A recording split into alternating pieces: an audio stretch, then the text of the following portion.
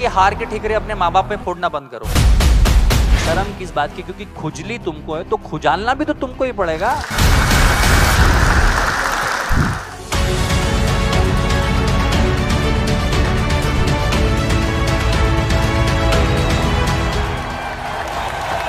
Let us celebrate and welcome Praful Billaware.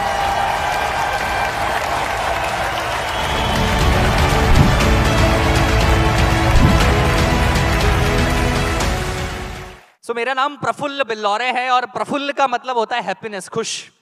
और मैं हमेशा खुश रहने की कोशिश करता हूं, क्योंकि जिंदगी में सिर्फ एक ही चीज है जो आपके पास होती है, बाकी सब आपको लोग कंट्रोल करते हैं। खुशी तो आपके पास ही है ना। मैं मूल रूप से मध्य प्रदेश का हूं। मध्य प्रदेश का एक जिला है धार, जो इंदौर से बाजू में है। वहां पला बड़ा किसान का बेटा हूं। बचपन से ही कुछ करने का मन था। बचपन से ही मेरी दोस्ती मेरी उम्र वालों के साथ नहीं थी। 12-13 साल की उम्र का जब मैं था, तब मैं मूवीज नहीं देखता था, कार्टून नहीं देखता था। मैं अपने पिताजी के पास कोई उनका मित्र मिलने आता था तो उनके साथ बैठता था।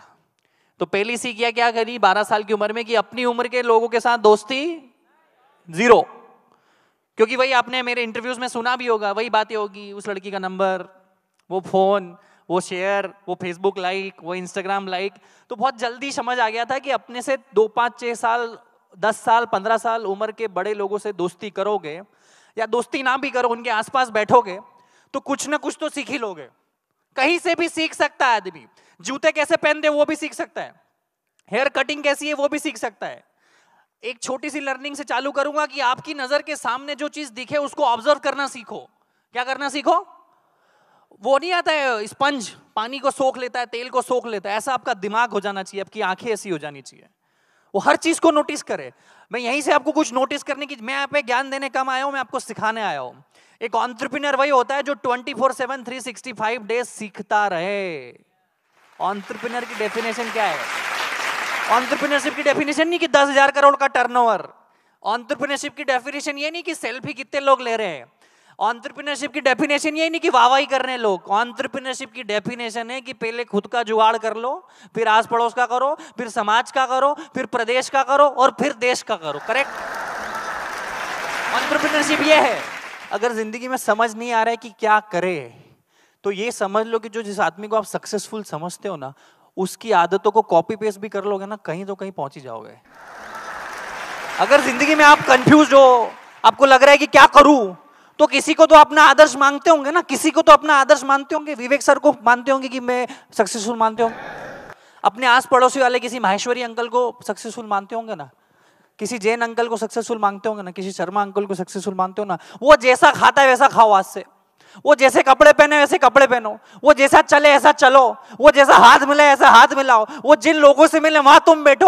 अपने आप 90% सक्सेस तुम्हारी आ गई भैया। जिंदगी में कॉपी पेस्ट करना भी चालू करोगे कोई बुरी बात नहीं है। तो यही करता गया। मैकडॉनल्ड्स में नौकरी 4, 4.5, 5 महीने के बाद रियलाइज हुआ कब तक कहीं पहुंचने के लिए कहीं से निकलना पड़ता है। करेक्ट? तो मैंने कहा ठीक है भैया, सीख लिए। लोग एक ही जगह अटके रहते हैं। मैंने कहा आप खुद की दुकान चालू करेंगे, क्योंकि मैं हमेशा बोलता हूं dream big, dream start small, act now. बहुत बड़ा सोचो। सोचो हाथी खाना है, आप कैसे खाएंगे?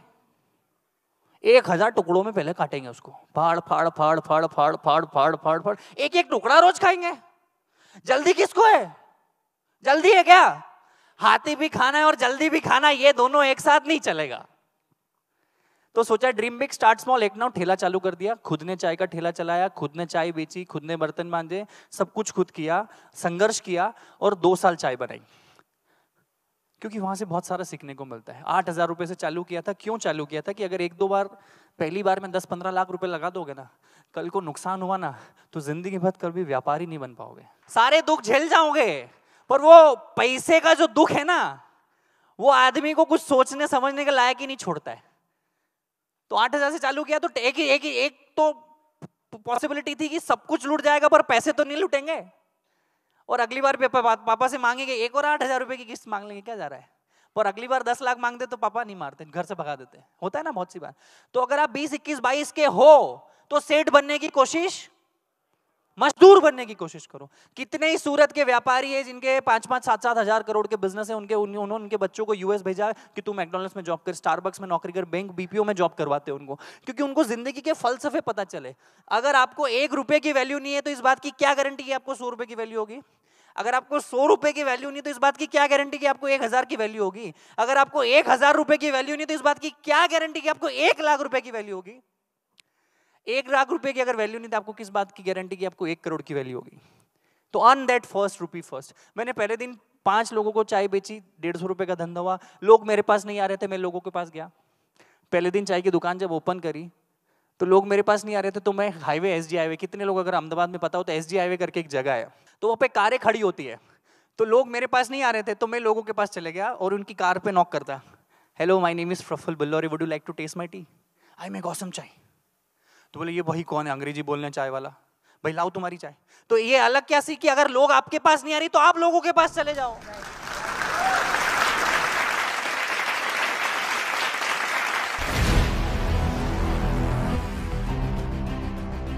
सर, अपना फील्ड के बिजनेस में टॉप में पहुंचने के लिए एज ए बिजनेसमैन के अंदर क्या क्या हुनर होना चाहिए? अगर आपका व्यापार है ना तो कोई एक चीज चुन लो।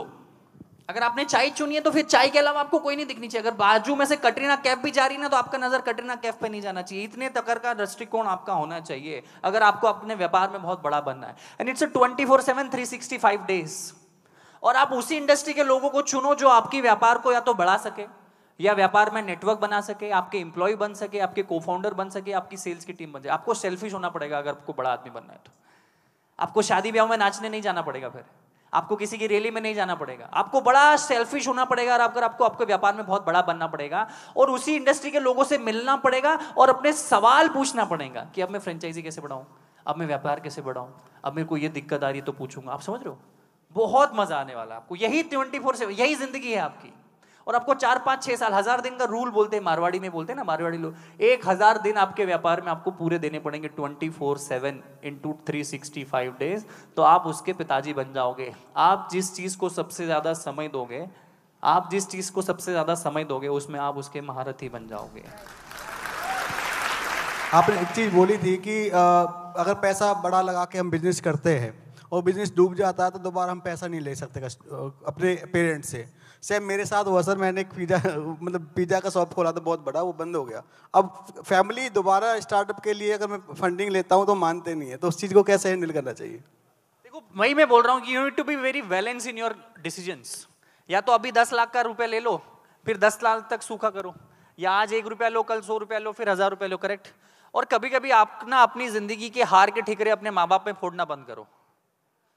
आपकी जिंदगी के हार के ठिकरे अपने माँ बाप पे फोड़ना आज से बंद करो, क्योंकि it is very easy to blame on parents. जब आप पहली बार शराब पीने गए थे तो माँ बाप से पूछा था?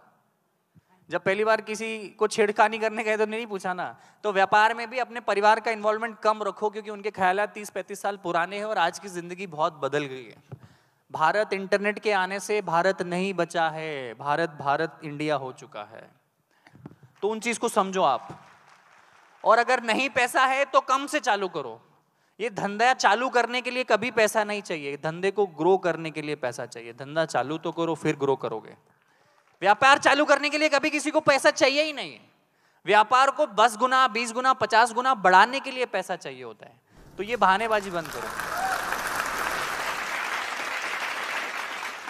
आपने अपने चाय को बेचने से पहले अपने शर्म को बेचा। एक इंसान ऐसा क्यों नहीं कर पाता? अगर आप इस सवाल का जवाब देंगे तो शायद बहुत लोगों को बहुत फायदा हो। मैं आपको बड़े शांत से सुनना, बड़ी सही चीज बताऊंगा मैं आपको। हमारे देश में वो लोग मान सम्मान पाने के लिए अपनी जिंदगी बिता देते जिसका सच में कोई व्यक्तिगत ऐसा कर्म नहीं है जिसको उनको नेचुरली सम्मान मिले। मेरे कितने ही मासा जी, फुआ जी, मामा जी है, उनको शादी में अगर उनका इन्विटेशन में नाम ना लिखो तो वो ऐसे फूफा फूफ करवाते हैं मानो उन्होंने कोई संपत्ति दे रखी हो मुझे। वो सम्मान एक इस काम का जो मांगना पड़े।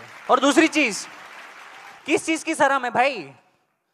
तुम्हारे पास पैसा नहीं है, तुम्हें पता है। तुम्हारे पास वो संसाधन नहीं है जो तुम्हें चाहिए। तुम्हारा सपना है घूमने का, तुम्हारा सपना है आईफोन खरीदने का, तुम्हारा सपना है वो फेवरेट जूता खरीदने का, तुम्हारा सपना है विदेश घूमने का, तुम्हारा सपना है बड़ा बंगलो बनाने का। तो इसमें शर्म किस बात की? क्योंकि खुजली तुमको है तो खुजालना भी तो तुमको ही पड़ेगा। भाई खुजली तुमको है ना, कोई बोल रहा है भाई दो रास्ते आज, देखो मैं आपको रास्ते बताता हूं जिंदगी के।